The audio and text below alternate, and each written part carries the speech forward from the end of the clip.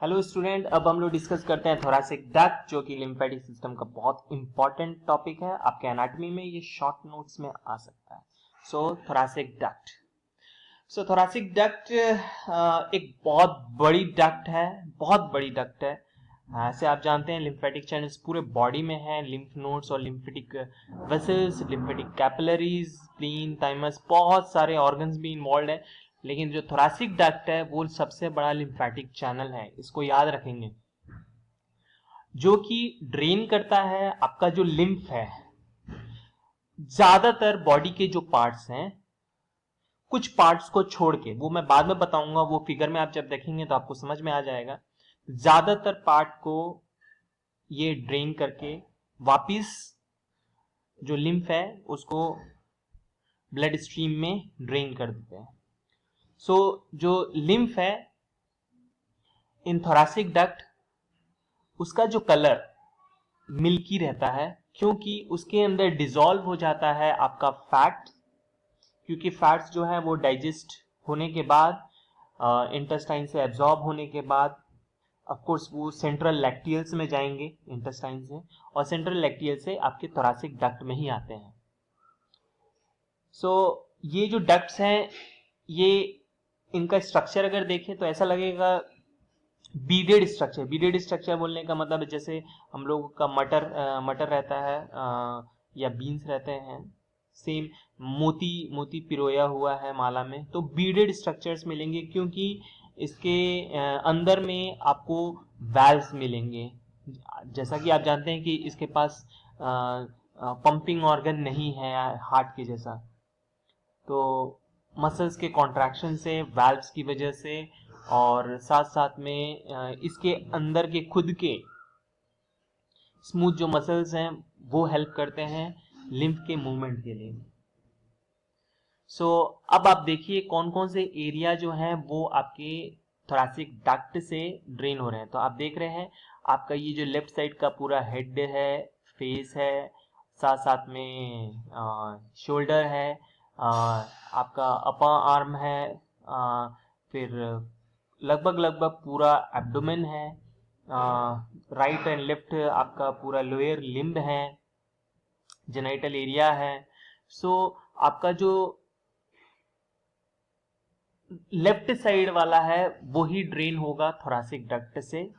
जो राइट का जो है, राइट का आप ये पोर्शन देख रहे हैं, जो ब्लूइश पोर्शन में, ये ड्रेन होंगे into the lymphatic duct, right lymphatic duct. ये थोरैसिक डक्ट है, ये राइट लिम्फेटिक डक्ट है। आप इसको याद रखेंगे। तो यहाँ पे लिखा हुआ है same, the thoracic duct drains the lymph from all the parts of body except, इसको छोड़ के जितने भी पार्ट्स हैं सबसे वो ड्रेन करते हैं। अगर इसका एक्सटेंट देखें तो हम लोग नेक्स्ट में हम लोग फिगर में देखेंगे कि ये शुरुआत कहां से हो रही है। तो ये T12 वर्टिब्रा से शुरू होता है, T12, और ये खत्म होगा आपका जंक्शन ऑफ इंटरनल जुगुलर और साथ साथ में left subclavian vein. Left internal jugular और लेफ्ट सबक्लेवियन वेन ये कहां पे है, तो आपके नेक में है, तो वहां तक ये एक्सटेंड करते हैं। लेंथ में देखें तो आपका 45 सेंटीमीटर है, और विड्थ में 0.5 सेंटीमीटर या 5 मिलीमीटर है। आप ये देखिए इस फिगर को, एक डायलेटेड पाउच जैसा स्ट्रक्चर दिख रहा है, इसको आप सिस्टर्ना काइलाई बोलते हैं। ये फिल इन द ब्लैंक्स में बहुत इंपॉर्टेंट क्वेश्चन है, सिस्टर्ना काइलाई। फिर ये बीडेड स्ट्रक्चर फिर शुरू हुआ कहां से, T12 से। T12 से धीरे धीरे धीरे ऊपर की तरफ जा रहा है थोरैसिक डक्ट, वो फिर क्रॉस करते हैं आपके हेमीजाइगस और एसेसरी हेमीजाइगस में इनको, और जैसे ही T5 आया, आपका जो राइट साइड था अब वो लेफ्ट साइड की तरफ जाता है, क्योंकि वो मीडियन प्लेन बोलने का मतलब है ये वाला प्लेन, तो मीडियन प्लेन को क्रॉस करके वो आपके लेफ्ट साइड चला जाएगा। तो आप देखिए कौन से वर्टिब्रल लेवल पे है, तो T5। तो शुरू कहां से हो रहा है, T12, मीडियन जो प्लेन है उसको क्रॉस कब करेगा, T5, और फिर इसोफेगस से होते हुए ये पीछे की तरफ होते हुए ये ऊपर की तरफ एसेंड करते हैं, असेंड करके आपका C7 का जो लेवल है, ये C7 का जो लेवल है, यहां पर फिर वो लैटरली मूव करेगा टुवर्ड्स द लेफ्ट साइड और फिर एक एंगल पे खुल जाएगा। तो ये एंगल कौन सा है? आपका लेफ्ट इंटरनल जुगुलर वेन और साथ साथ में लेफ्ट सबक्लेवियन वेन।